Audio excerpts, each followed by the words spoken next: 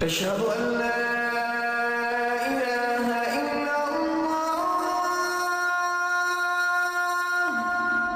আজকে আমি আপনাদেরকে মেজাজ ও রাগ নিয়ন্ত্রণ সম্পর্কে বলতে চাই, কিন্তু আমি নিজের কোনো মন গড়া বক্তব্য দিতে চাই না, বরং আল্লাহ কিভাবে এই বিষয়টি তুলে ধরেছেন এবং ব্যাপারগুলোকে সংশ্লিষ্ট করেছেন সেটাই উপস্থাপন করব, যেন আপনারা একেবারেই ভিন্ন এবং নৈর্বৃত্তিক আঙ্গিকে ব্যাপারটা চিন্তা করতে পারেন। প্রথমত আল্লাহ বলছেন, ফামা উতিতুম মিন শাইইন ফামাতাউল হায়াতিদ দুনিয়া। তোমাদের এই দুনিয়াতে যা কিছু দেওয়া হয়েছে সব কিছুই পার্থিব জীবনের ব্যবহার্য সামগ্রী। অন্য কথায় এগুলো তাৎপর্যহীন। আখিরাতের জীবনে যা আসছে তার কাছে এগুলো কিছুই না, এবং আমরা এগুলো নিয়েই পড়ে আছি।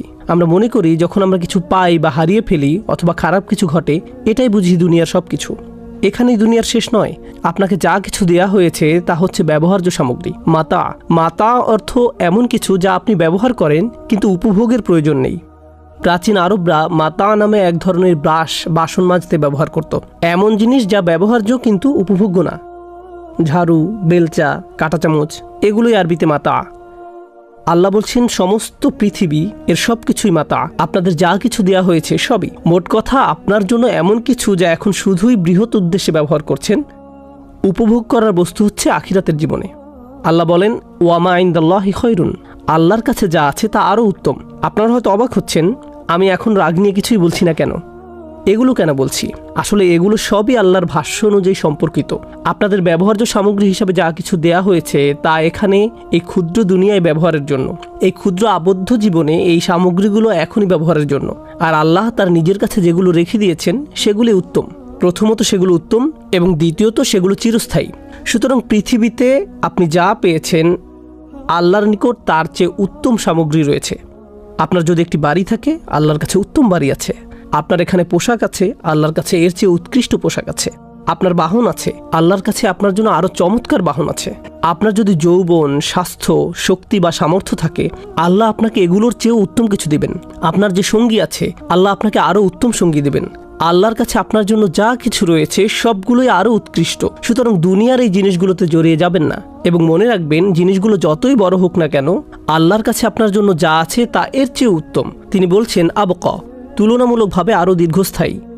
অন্য কথায়, আপনার এখন যা আছে তা ক্ষণস্থায়ী। আপনার একটা বাড়ি আছে, ক্ষয়প্রাপ্ত হওয়া শুরু করবে। আপনার স্বাস্থ্য ভালো, তা নষ্ট হয়ে যাবে। আপনি শক্তিশালী, একসময় দুর্বল হয়ে যাবেন। আপনার সুন্দর গাড়ি আছে, একসময় সমস্যা দেখা দেবে। আপনার বন্ধু আছে, হারিয়ে যাবে, অন্য শহরে চলে যাবে, কিংবা জীবিকার তাগিদে অন্যত্র চলে যাবে। এই জীবনে আপনার যাই হোক না কেন, কোনোটাই চিরস্থায়ী নয়। এই কারণে আল্লাহ বলেন, তুমি কি এমন কিছুর জন্য চেষ্টা করবে না যা উত্তম এবং চিরস্থায়ী? কিন্তু এটা কাদের জন্য? যারা আসলেই মুমিন। আল্লাহ যখন মুমিন সম্বোধন করেন তখন শুধু সাধারণভাবে বিশ্বাসী বোঝায় না, যদিও এটাও অন্তর্ভুক্ত। এটা ওই আয়াতের জন্যই, যারা আসলেই বিশ্বাস করে যে দুনিয়ার এই সামগ্রীগুলো পরবর্তী জীবনের কাছে কিছুই না। এটা তাদের জন্যই। তারা প্রচণ্ডভাবে বিশ্বাস করে, তারা প্রচণ্ডভাবে তাদের প্রভুর উপর বিশ্বাস রাখে।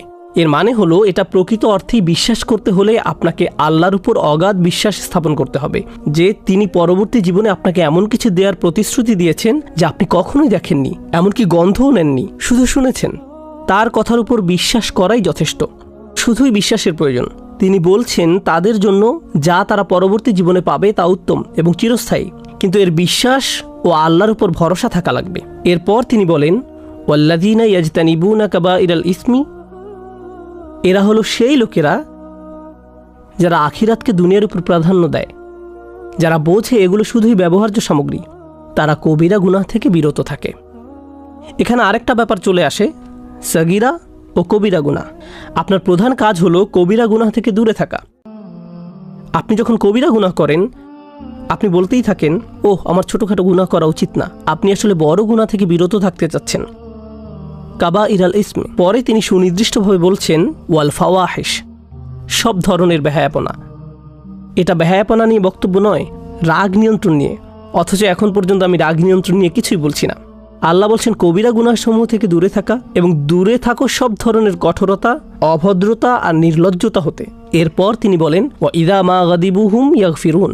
যখন তারা রেগে যায়, আমি এখনও বাক্যটা শেষ করিনি, কিন্তু এখন তিনি রাগ শব্দটি এনেছেন। দেখলেন কোথায় রাগ শব্দটি আনলেন? প্রথমে তিনি বললেন এই দুনিয়ায় আখিরাতের তুলনায় কিছুই না, কারণ এই দুনিয়া যদি সব হয়, ভুল কিছু হলেই আপনি রেগে যাবেন। কিন্তু এই দুনিয়া যদি আখিরাতের তুলনায় কিছুই না হয়, তবে কিছু পেলে বা হারালে অথবা ভুল হলে আপনার কাছে খুব বড় কিছু মনে হবে না। আপনি বলতে পারেন ইন্না লিল্লাহি ওয়া ইন্না ইলাইহি রাজিউন। নিঃসন্দেহে আমরা আল্লাহর কাছ থেকে এসেছি এবং আল্লাহর কাছেই ফিরে যাব। মোট কথা, আপনি সহজেই শান্ত থাকতে পারবেন। এটা ঘটবে যখন আপনি আত্মস্থ করবেন প্রথম শিক্ষাটি। দ্বিতীয় বিষয়টি হলো, আল্লাহ যেমনটি বলছেন বড় গুনাহ থেকে বিরত থাকা, তিনি বিশেষভাবে এটিকে উল্লেখ করেছেন সব ধরনের নির্লজ্জতা। নির্লজ্জতা কি? আপনার উত্তেজনা এবং আবেগকে নিয়ন্ত্রণের অক্ষমতা। আপনি উত্তেজিত হলেন, তা প্রকাশ করে ফেললেন। আপনার কোনো কিছু দেখার তাড়না জাগলো, আপনি বিরত না থেকে তাকিয়ে থাকলেন। আপনার কোনো জায়গায় যাওয়ার জিদ চাপলো, আপনি না পেরে চলে গেলেন। আপনার কারোর সাথে যোগাযোগ করার তাড়না জাগলো, আপনি বিরত থাকলেন না। এটা আল্লাহকে অখুশি করবে কিনা তা আপনার মাথায় এলো না। আপনি পারলেন না এই তাড়নাগুলো নিয়ন্ত্রণ করতে। আপনি যদি এই তাড়না ও আবেগগুলোর উপর নিয়ন্ত্রণ হারিয়ে ফেলেন, তাহলে যখন আপনি ক্ষিপ্ত হবেন তখন আপনি নিয়ন্ত্রণহীন হয়ে পড়বেন। তাই যে ব্যক্তি নির্লজ্জ, তার নিজের মেজাজের উপরও নিয়ন্ত্রণ নেই। কিন্তু যে তার লজ্জা সামনে রাখতে পারে এবং আবেগ নিয়ন্ত্রণ করতে পারে, যা কিনা আরও বেশি শক্ত, কারণ আমাদের সবারই উত্তেজনা আছে, আমাদের সব সময় তা সামনে রাখতে হয়। আপনি যদি তা পারেন, ক্ষিপ্ত হওয়া থেকে বিরত থাকা আরও সহজ হয়ে যাবে। আল্লাহ বলেননি তারা যখন রাগান্বিত হয় তখন শান্ত হয়ে যায়, বরং তিনি বলছেন তারা যখন রেগে যায় ওয়াহুম ইয়াগফিরুন, তখন মাফ করে দেয়। এখন রেগে যাওয়ার ও শান্ত হওয়ার একটা ব্যাপার আছে, এটা খুব কঠিন। চিন্তা করুন, কেউ আপনাকে খুব বিরক্ত করছে। আল্লাহ বলছেন যারা আল্লাহকে বিশ্বাস করে এবং আখিরাতকে দুনিয়ার উপর স্থান দেয়, তারা যখন খুব রাগান্বিত হয় তখন ক্ষমা করে দেয়।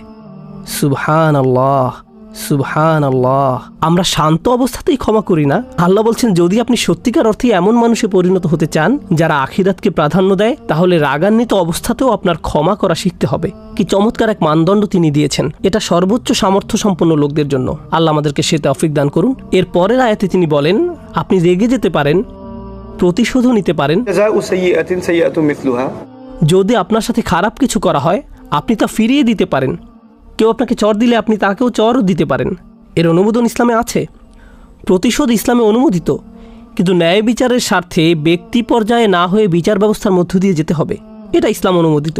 কিন্তু আল্লাহ বলেন আপনি যদি এখনও সুন্দরভাবে ক্ষমা করতে, ফামান আফা আও আসলাহা, এবং সম্পর্ক সুন্দরভাবে পুনঃস্থাপন করতে পারেন, শুধু রাগ দমন নয়, ক্ষমা করতে পারেন, তবে কি পুরস্কার পাবেন? আমি কেন প্রতিশোধ নিব যখন আমার ক্ষমা করা উচিত? কেন আমি একটির পরিবর্তে অন্যটি নেব? তিনি বলেন ফাআজরুহু আলাল্লাহ। স্মরণ করে দেখুন, আগে তিনি বলছেন তার কাছে যা আছে তা উত্তম ও চিরস্থায়ী। এবার তিনি বলছেন আপনি যদি কাউকে ক্ষমা করতে চান, আপনার রাগ দমন করেন, এর পুরস্কার এত ব্যাপক যে এটা বর্ণনা করা সম্ভব না। শুধু এটাই বলা যায় যে তা আল্লাহর কাছে আছে। আল্লাহই আপনাকে দেখবেন। এর বর্ণনা এতই বিস্তৃত যে শুধু এটুকুই বলা যায়, আল্লাহর হেফাজতে আছে আপনার পুরস্কার। সুবহানাল্লাহ। আল্লাহ আমাদের সবাইকে রাগ নিয়ন্ত্রণ সহজ করে দিন, শান্ত থাকার তৌফিক দান করুন এবং বিশেষভাবে ক্ষমা করার যোগ্যতা দিন, নির্দিষ্টভাবে যখন পরিবারের সদস্যদের ভিতরে এটা ঘটে, কারণ আমরা পরিবারের ব্যাপারে খুবই অসহিষ্ণু। বারাকাল্লাহু লি ওয়া লাকুম ফিল কুরআনিল হাকিম ওয়া নাফা'নি ওয়া ইয়্যাকুম বিল আয়াতি ওয়াজ যিকরিল হাকিম।